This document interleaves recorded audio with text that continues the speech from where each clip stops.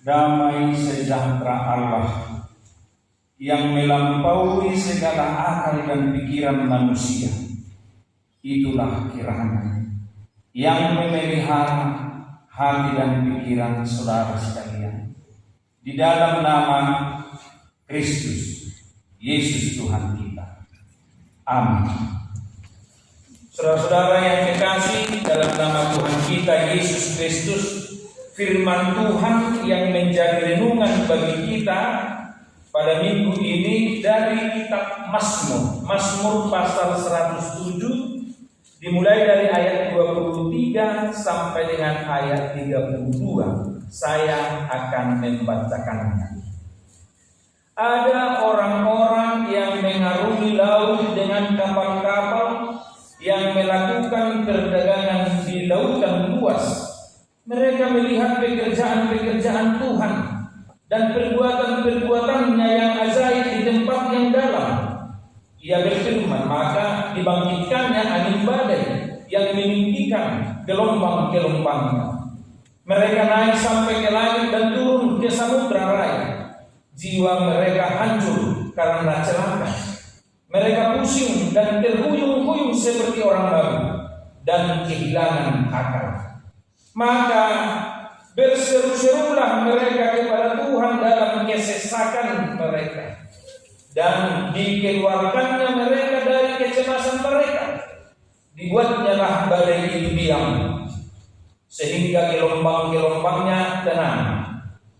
Mereka bersukacita sebab semuanya reda, dan dituntunnya mereka kepada Tuhan kesukaan mereka. Biarlah mereka bersyukur kepada Tuhan karena kasih setianya, karena perbuatan-perbuatannya yang ajaib terhadap anak-anak manusia. Biarlah mereka meninggikan Dia dalam jemaat umat itu, dan memuji-muji Dia dalam majelis para tua-tua. Demikian firman Tuhan. Saudara-saudara yang kekasih, dalam nama Tuhan kita Yesus Kristus, sudah berulang kali firman kita baca dan kita dengar dari Mazmur. Para pemazmur dalam perjanjian lama itu benar-benar mengetahui bagaimana penyertaan Tuhan kepada nenek moyang mereka. Catatan sejarah lengkap bagi mereka bagaimana Tuhan memelihara, bukan hanya generasi mereka, tetapi sebelumnya, peristiwa demi peristiwa. Misalnya peristiwa nenek moyang mereka yang kembali dari perbuangan Babel, kembali ke tanah mereka yaitu Israel. Mereka tahu persis bagaimana penderitaan itu dan bagaimana Tuhan memelihara. Mereka juga tahu bagaimana Israel memelihara umat Israel itu keluar dari perbuatan Mesir menuju tanah timur mereka yaitu Kanaan. Penderitaan sukacita bagaimana Tuhan memelihara mereka ketahui. Lalu di kemudian hari semua peristiwa pahit dan manis itu diubah menjadi lagu pujian. Terpujilah Tuhan. Maka simpulan dari Mazmur itu adalah puji-pujian. Simpulannya puji-pujian. Selalu itu.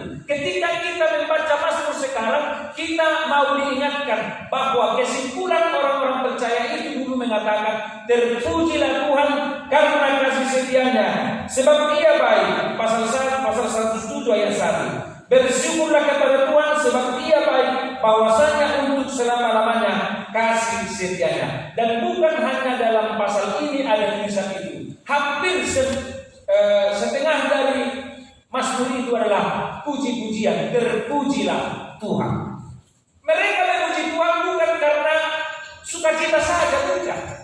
Banyak orang memuji Tuhan ketika sudah bersukacita, naik pangkat, ya, lulus dengan peringkat baik, berhasil panennya, dan semua. Biasanya orang memuji Tuhan mengucapkan syukur kepada Tuhan karena itu semua. Tidak pernah dan ada jarang orang memuji Tuhan karena sakit. Tetapi pernah sekali dalam buku Filipensi itu, suffering is opportunity. Ini hanya sebahagian kecil. Ketika mereka melihat lebih dari sakit di Amerika. Lalu diwawancarai. Orang-orang tua yang diwawancarai di rumah sakit itu lebih dari 300 orang. Simpulan mereka dari hasil wawancara itu mengatakan dari mereka, karena kekristenan sudah lama di sana, tetapi kehidupan menghidupi ajaran kekristenan itu sudah jauh. Sudah banyak di sana kekristenan hanya KTP saja, seperti itu kira-kira. Mereka masih Kristen, tetapi tidak pernah lagi mendengarkan firman, tidak pernah lagi ke gereja, tetapi statusnya mereka Kristen. Lalu hasil wawancara dengan orang-orang yang sakit itu pada saat itu, banyak yang mengatakan, untunglah aku ada di rumah sakit ini. Karena ketika aku sakit, maka saya mendengarkan lagi khotbah. Karena pendeta dan teman-teman mereka datang melihat mereka sakit di sana. Lalu dia mendengarkan firman. Lalu jawaban mereka, untunglah aku di rumah sakit ini. Kembali aku mendengarkan firman. Agak jarang ini. Itu yang dikatakan tadi, suffering is opportunity. Penderitaan menjadi sebuah kesempatan. Agak jarang ini. Indonesia, sudah di rumah sakit itu, orang kayak boleh kejar kita semua. Eropa kita mamere atau mamere Spain. Lebih siap 200 kesaksian demi kesaksian itu mengatakan begitu. Tapi saya mau katakan itu agak jarang seperti itu. Yang biasa itu kalau berhasil, lulus, naik pangkat, naik jabatan dan semua, baru orang mengucap syukur, memuji Tuhan. Kalau sembuh, memuji Tuhan. Kalau sakit, ada cara. Hanya berdoa. Nah, pemazmur di sini dua-dua, suka dan duka. Akhirnya simpulannya mengatakan, terpujilah Tuhan karena kasih setianya untuk selama-lamanya. Sekali lagi, kalau kita mendengarkan mazmur sekarang, mengingatkan kamu dan saya, bagaimana kamu menyimpulkan kehidupanmu terhadap hubunganmu kepada Tuhan. Kita semua kan akan menjalani kehidupan manis dan pahit. Sepanjang hidup dan sepanjang dunia ada, itu akan silih berganti. Bagaikan siang dan malam, bagaikan sakit dan sehat, bagaikan musim hujan dan kemarau. Seperti itu selama hidupmu dan selama ada dunia. Kita tidak bisa terelak dari situ. Namun bagaimana sikap sebagai orang Kristen, sebagai orang percaya untuk menerima itu? Bagaimana sikap? Itulah yang diingatkan pemazmur padaku dan padamu setiap kita membaca mazmur. Saudara-saudara yang kekasih, Mazmur 107 ini, pemazmur itu menggambarkan, memberitahukan bahwa sejak semula ternyata sudah ada perdagangan di laut. Dan kita tahu bahwa dengan catatan Alkitab juga hampir seperti itu, bahwa sejak semula alat transportasi di samping daripada binatang atau hewan di darat, alat transportasi yang pertama adalah di laut dengan kapal-kapalnya. Jadi pemazmur di sini sudah menunjukkan bahwa ada perdagangan dengan kapal-kapal. Ada berdagang dan ada juga di sana diceritakan bahwa orang-orang yang sambil berdagang ini menikmati bagaimana keajaiban ciptaan Tuhan di laut. Dan ternyata bukan sekarang lagi gitu Sejak zaman perjanjian lama ternyata sudah ada orang dalam perjalanan. Kalau bahasa kita sekarang bisa kita katakan sederhana, ada tamasya misalnya Ada apa istilahnya itu? Di perahu, lau berdalani, mamering haurion ni ciptaan di debatan. Tetapi di mazmur ini sambil berdagang, sambil menikmati, melihat bagaimana ajaibnya ciptaan Tuhan ini. Namun saudara-saudara, pemazmur juga di ayat berikut memberitahukan bahwa terjadi sesuatu di luar dugaan mereka, yaitu badai yang besar, badai yang akan menenggelamkan mereka. Saudara-saudara, itulah yang ditunjukkan di sini. Namun mereka dihempaskan ke langit dan turun ke samudra. Artinya itu ke atas lalu diturunkan lagi, dihempaskan. Seperti itulah yang terjadi di dialami oleh pemazmur di sini. Lalu kemudian mereka pusing.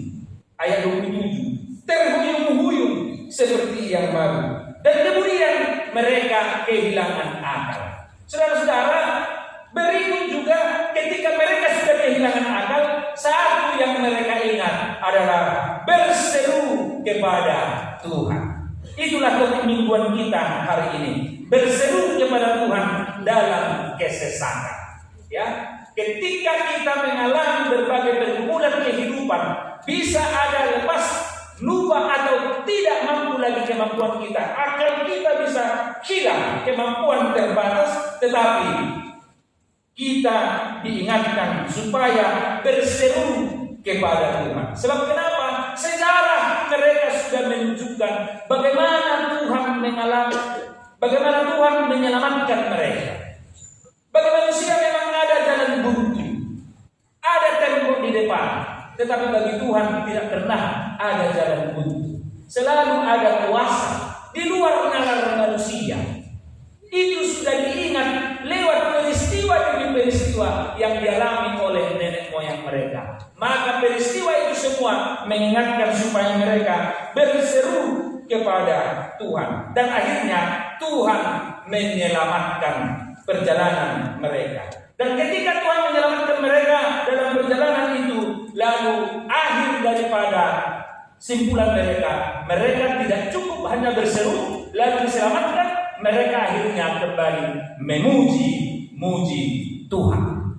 Itulah yang diingatkan setiap pemazmur kita baca sampai hari ini, mengingatkan akhir daripada semuanya. Atas seruan, atas jawaban Tuhan kepada seruan umatnya, mereka meninggikan nama Dia, jemaat memuji-muji Dia dalam majelis para tua-tua. Demikian tadi dikatakan dalam mazmur ini. Saudara-saudara yang kekasih, lalu dihubungkanlah peristiwa ini dalam perjanjian lama,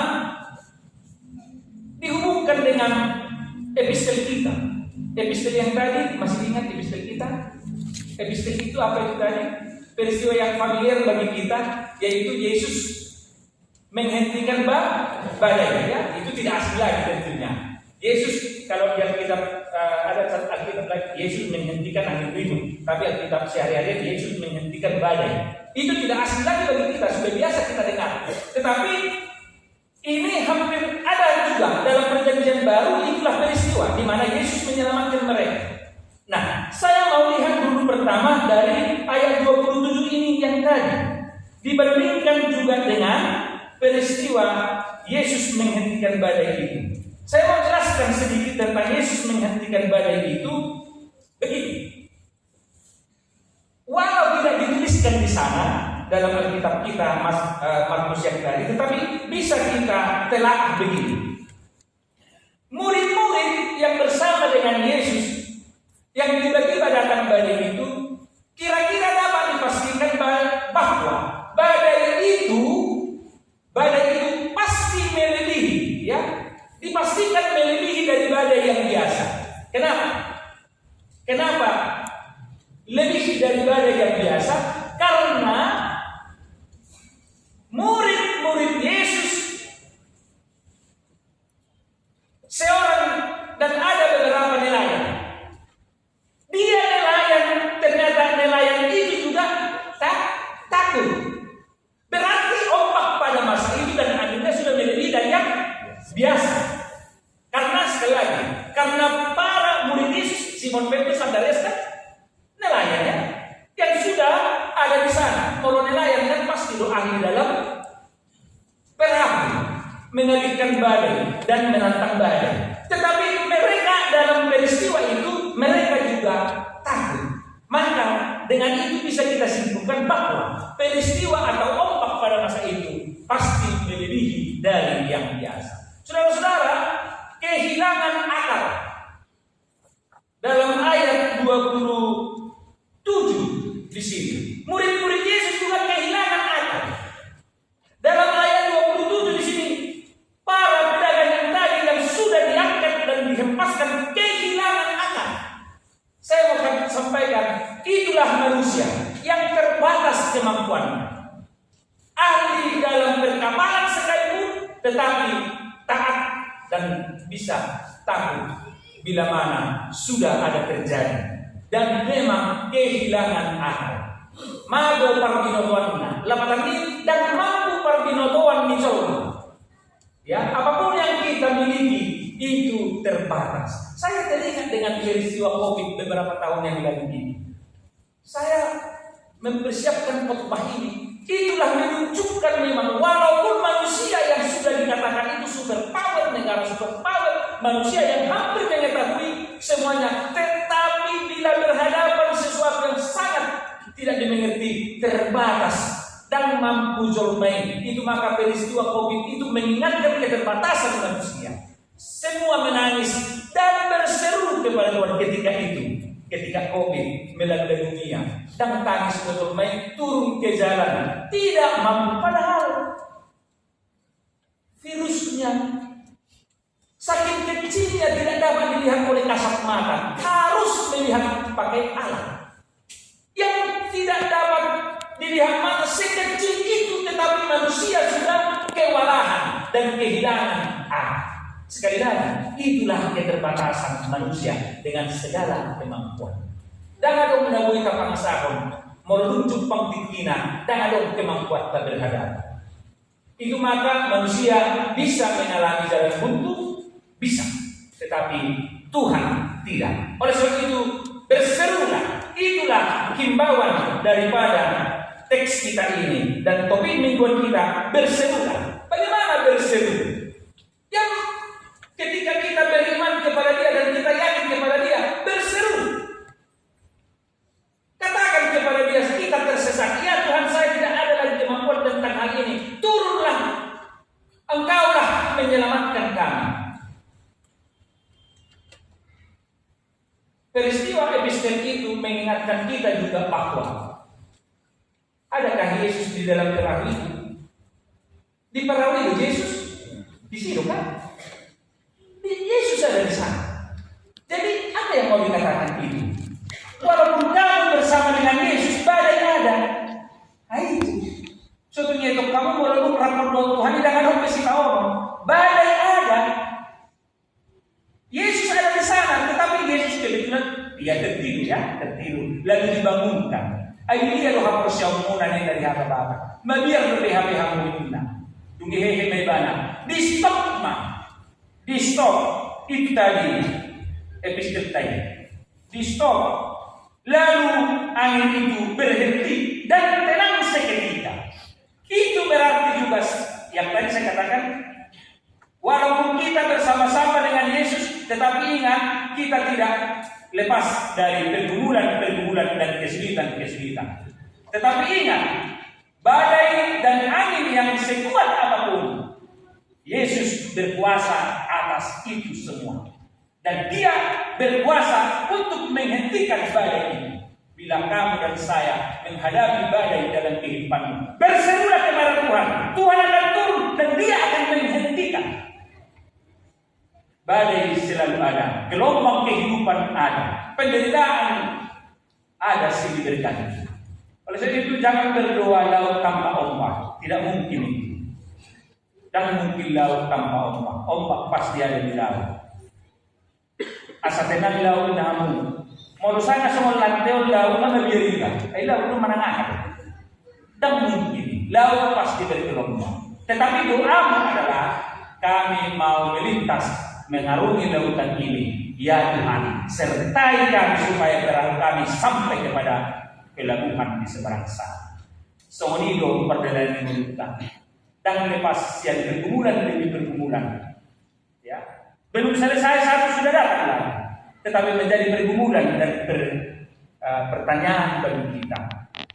Janganlah kiranya ombak akan selalu ada, badai akan selalu datang. Tetapi kiranya janganlah aku dan kamu menjadi sumber daripada badai itu lagi. Janganlah. Mari kita merenungi itu. Unang rodo galubangi, alay unang masyanaw rawag kagalumbang. Berkat marosyanaw, berkatlah datang darimu. Janganlah badai, tetapi berkat. Sebab Tuhan memberkati kita, lalu dari kita mengalirlah berkat. kecil pun besar, sesuai dengan berkat Tuhan yang ada pada kita. Itulah kita alirkan ke semua orang-orang yang ada. Janganlah kita alirkan dari pikiran dan dari diri kita badai-badai yang kecil ataupun badai-badai yang besar. Tuhan tidak memberikan, Tuhan tidak mengharapkan seperti itu dari kita. Sebab Tuhan memberkati kita untuk menjadi berkat ke seluruh dunia. Bapak Ibu Saudara sekalian, kita ingat nanti bisa mungkin sudah membaca itu yang menciptakan lagu Amazing Grace, ya mungkin sudah ada yang pernah membaca itu, John Newton ya, 1779. Ini kan pengalaman dia dihempas badai kan? Dia terlibat dari perdagangan budak pada saat itu.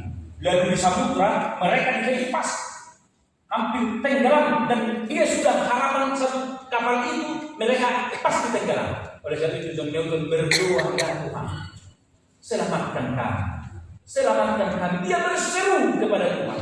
Selama sebelumnya dia lalai, dia tidak peduli dengan imannya. Tapi ketika badai menghempas kapal mereka, lalu John Newton berdoa, sejadi-jadinya berdoa.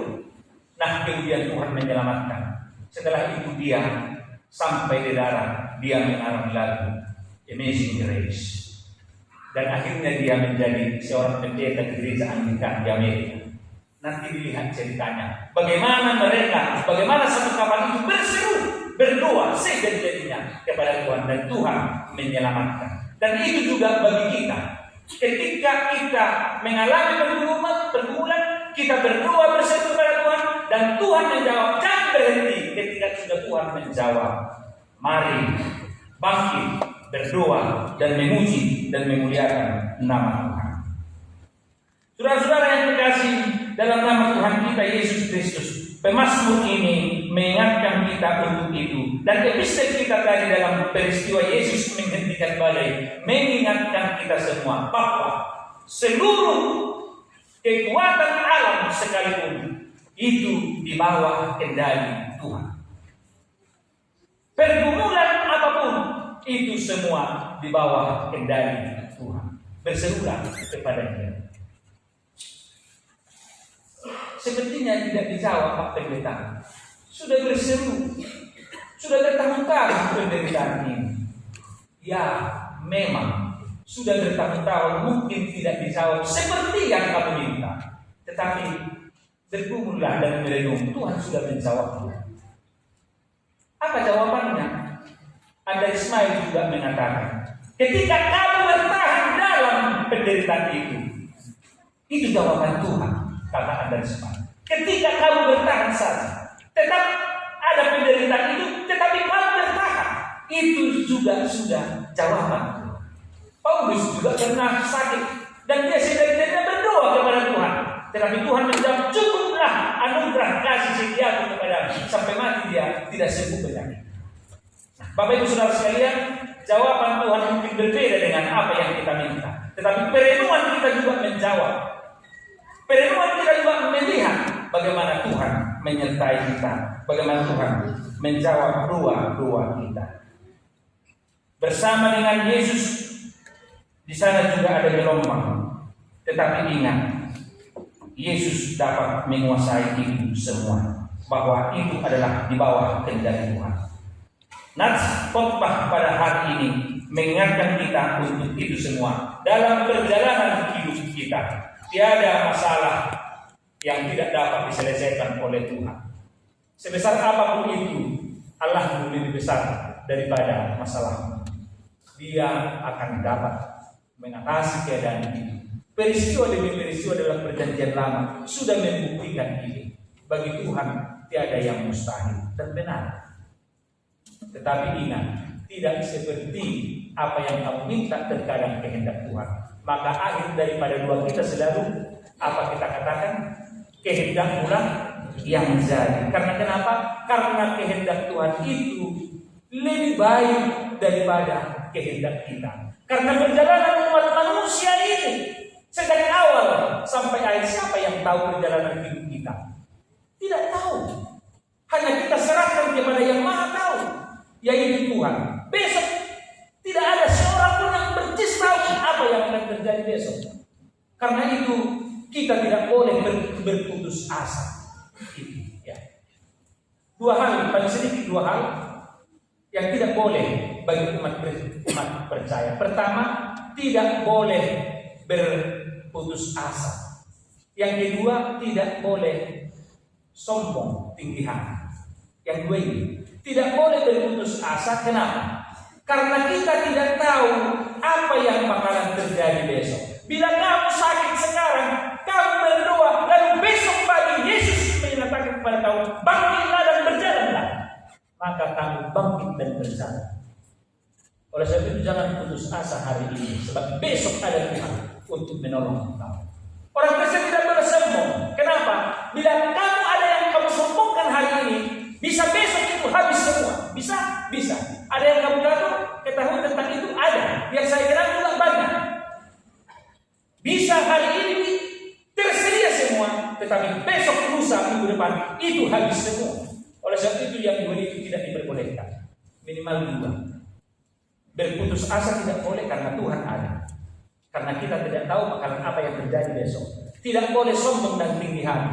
Bila kamu memiliki sekarang ada, tetapi besok bisa tidak ada. Oleh sebab itu, hiduplah dalam pengharapan kepada Tuhan. Apapun yang kita alami dalam kehidupan kita, Tuhan ada menolong kita. Amin. Kita berdoa. Terima kasih Bapa atas firman-Mu kepada kami. Firman-Mu selalu mengingatkan kami supaya kami berseru kepada Engkau dalam keadaan apapun. Bila pun ada penderitaan, bila pun ada pergumulan kami, hanya Engkau jawabannya. Ilmu pengetahuan terbatas, kekuatan terbatas, namun Engkau tidak terbatas. Untuk itu Bapa, pergumulan demi pergumulan umat-Mu kami bawakan kepadamu. Kini di rumah-Mu ini, di ibadah sore ini, kami datang kepadamu Bapa, menyampaikan pergumulan kami di rumah-Mu ini sebelum kami pulang ke rumah kami. Kami menyampaikan dari lubuk hati kami sekarang. Sekarang kami menyampaikan itu. Pergumulan pribadi lepas pribadi, permohonan pribadi lepas pribadi. Selagi kami masih ada di rumah-Mu ini, sebelum pulang, Bapa, dengarkan pergumulan kami dari lubuk hati kami yang terdalam, yang kami ungkapkan saat ini dari hati kami di rumah-Mu.